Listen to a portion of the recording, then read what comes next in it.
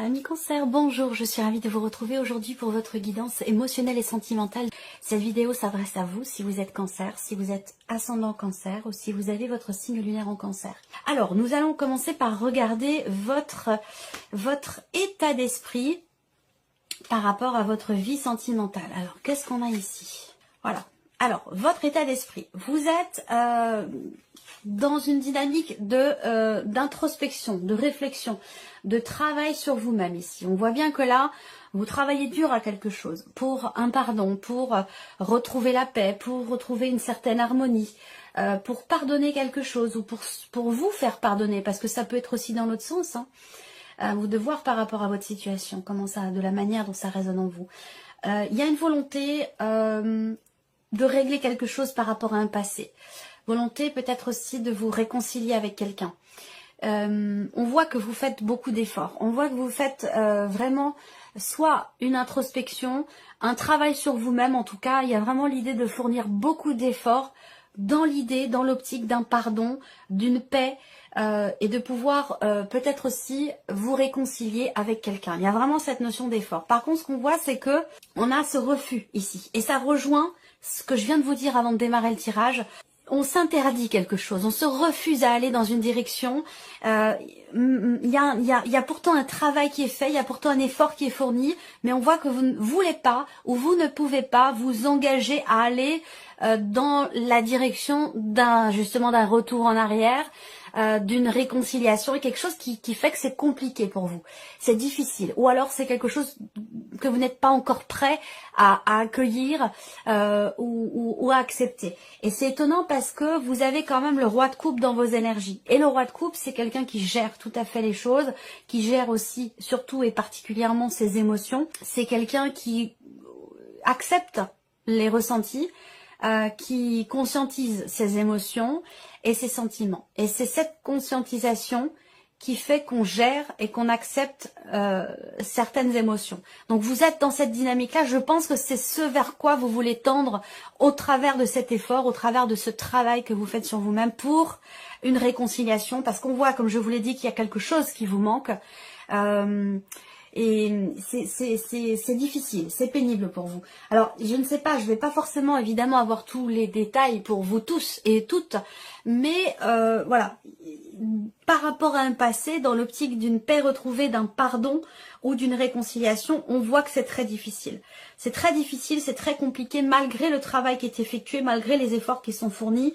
Il y a quelque chose qui fait qu'on ne peut pas aller dans une direction donnée, on ne peut pas s'engager à quelque chose vis-à-vis de quelqu'un.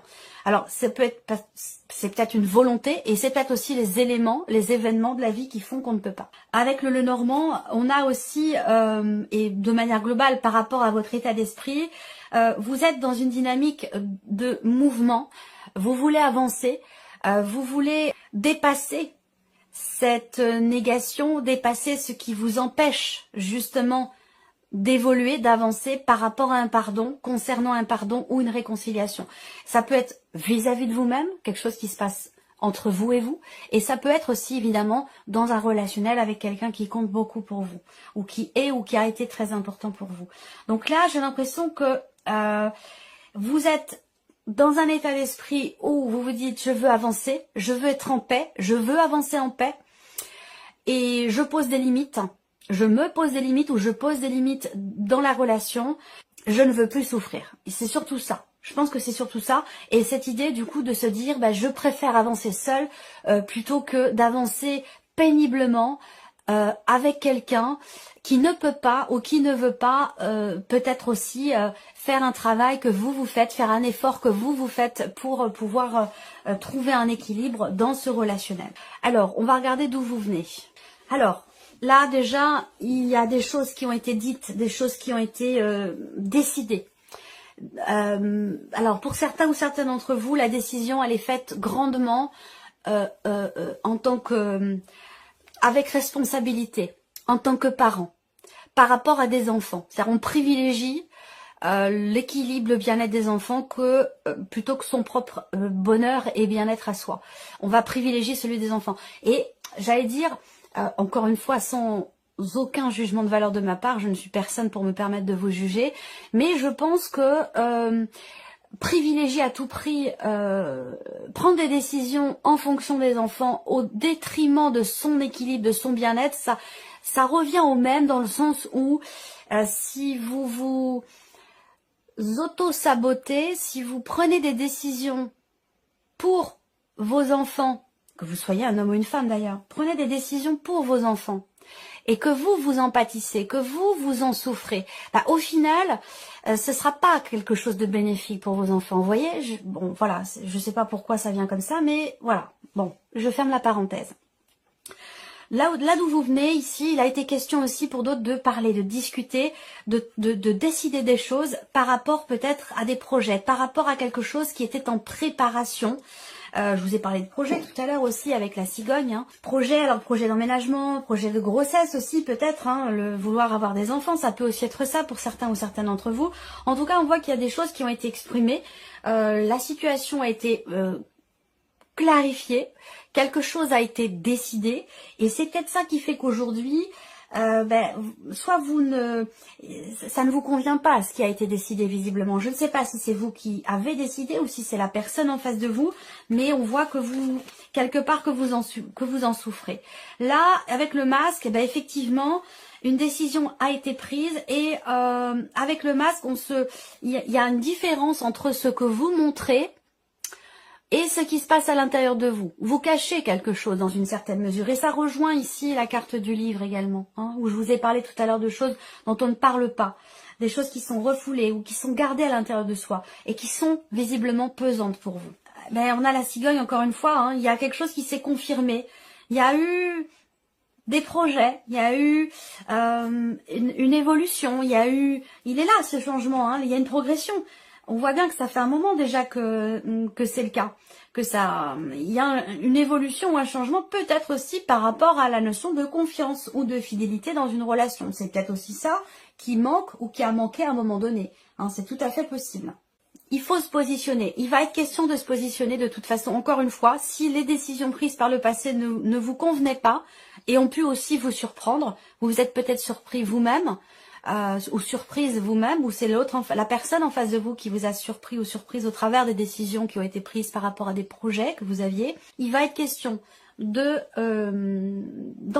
en action, très clairement, si il y a eu de l'hésitation. Ça veut dire quoi? Ça veut dire que là, la décision prise par le passé, sur les semaines, les mois passés, ou même voire les années passées, ne vous convient pas. Et vous avez beaucoup contenu les choses et ça ne vous a pas forcément épanoui. Donc là, il va être question, encore une fois, de décider, de se positionner et d'entrer en action ici par rapport à une situation pour un renouveau. Pour de nouvelles émotions, pour une nouvelle vie, pour changer les choses, quelle que soit votre situation. Vous avez quand même le 4 de denier. Donc le 4 de denier, on voit bien que c'est une carte qui représente le fait qu'il y ait une difficulté qui est rencontrée.